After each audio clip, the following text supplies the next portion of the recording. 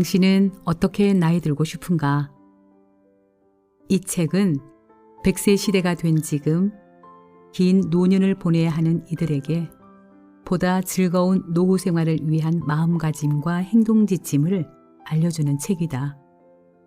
꿈을 가진 노년이 더 눈부시고 빛난다는 우리들의 인생 후반전. 죽을 때까지 재미있게 사는 법을 배우려 책 속으로 들어가 보자.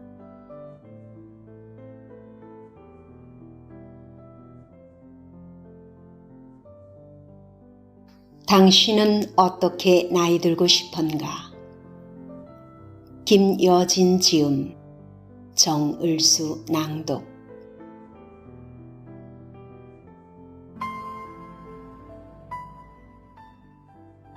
수많은 죽음 앞에서 깨달았던 것들.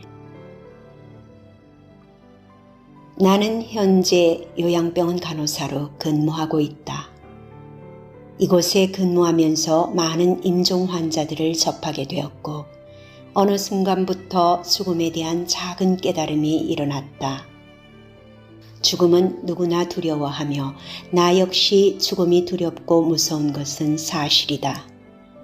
오죽하면 경허 스님께서도 스승 계어를 만나려 한양을 가던 중 폭우를 만나 마을로 갔지만 돌림병으로 집집마다 문을 굳게 닫고 있어 마을 앞 큰 나무 밑에 앉아 밤새도록 죽음의 위협에 시달리다.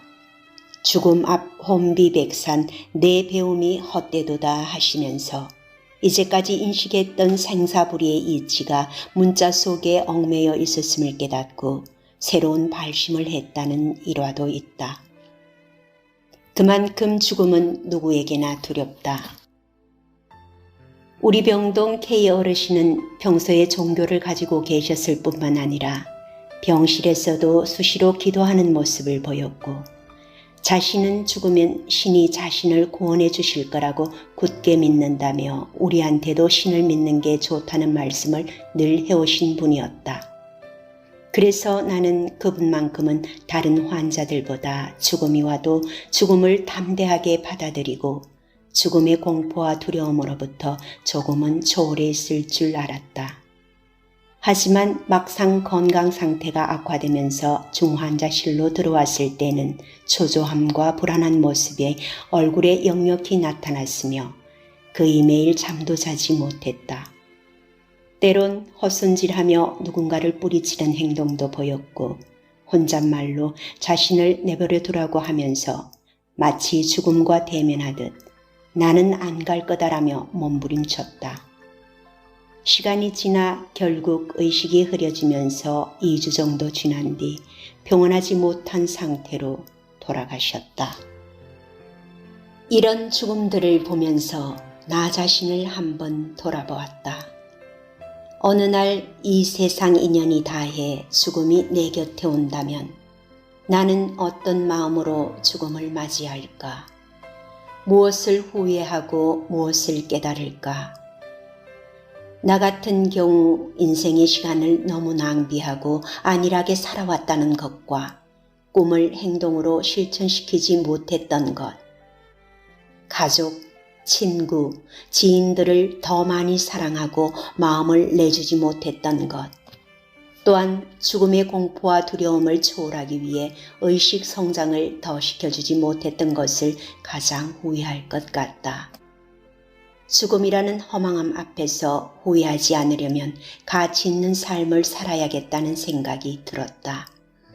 가족들과 더 많은 시간을 함께하며 사랑을 주고 내 삶을 배움과 알아감에 더 가치를 두어야겠다고 생각했다. 남들처럼 똑같이 살 필요가 없다는 것을 깨달았으며 이제 나다운 길을 추구하며 마음을 다해 뜻하는 바를 행하는 삶을 살아야겠다고 생각했다. 그리고 영적인 삶도 추구해 죽음 앞에 좀 더 초연해질 마음가짐을 배워야겠다고 깨달았다. 사실 요양병원에서 매번 죽음과 대면하는 것이 생각보다 마음을 지치게 할 때도 많다. 대부분 평온한 모습으로 생을 마감하는 것이 아니기 때문이다. 두려움, 불안한 죽음 앞에 초연해질 방법은 없을까?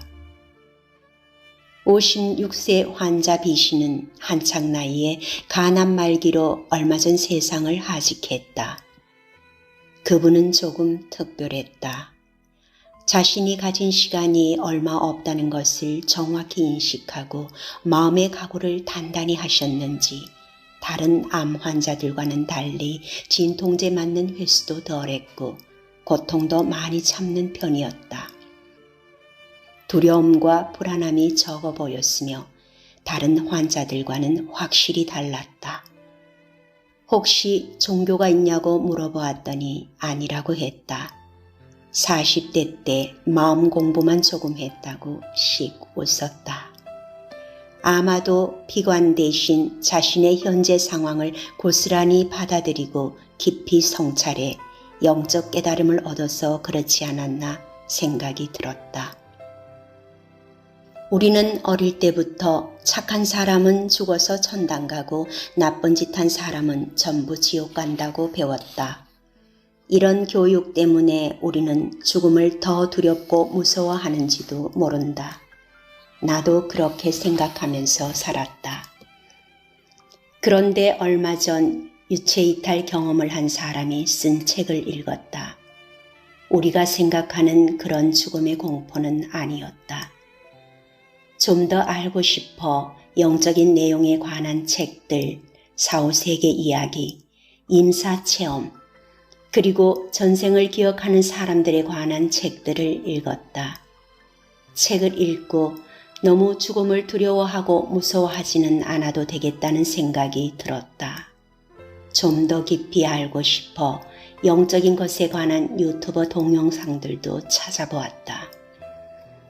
과학적으로 증명되지 않은 것은 믿지 않는다는 세계적으로 유명한 뇌과학자 중 한 분인 이븐 알렉산더 박사도 사고로 뇌사 상태가 되었다고 한다.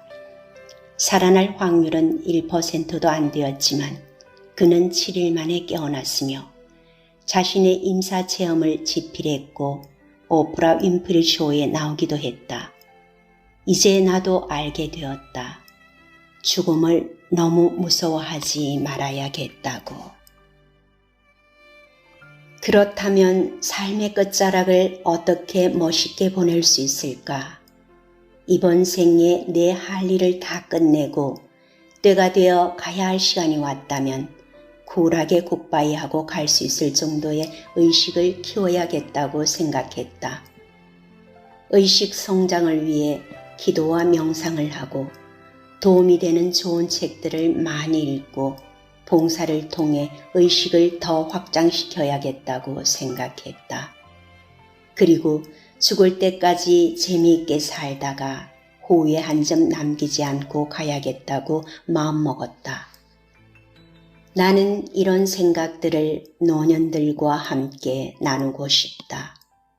우리는 그렇게 할 수 있다. 지금도 늦지 않았다. 춤추고 노래 부르고 취미생활도 열심히 하면 된다. 어려운 상황이라도 사소한 즐거움을 찾아보면 있게 마련이다. 그 사소함을 만끽하고 살면 인생도 즐겁게 느껴진다. 너무 나이 들었다고 제발 주저하지 말라. 내가 할 수 있을 만큼만 일을 찾아보자. 어떤 일이라도 좋다. 즐기면서 일하다 보면 생동감이 일어난다. 살아있음을 느낀다. 늙었음을 잊게 된다. 주어진 것에 항상 감사하고 소소한 즐거움을 찾아 마음껏 즐기면 된다. 충분히 누릴 수 있는 삶의 기쁨들을 찾아 헤매야 한다. 나는 최근 죽음을 전보다 가벼이 여기는 마음이 생겨나면서 모든 것에 감사함을 자주 느낀다.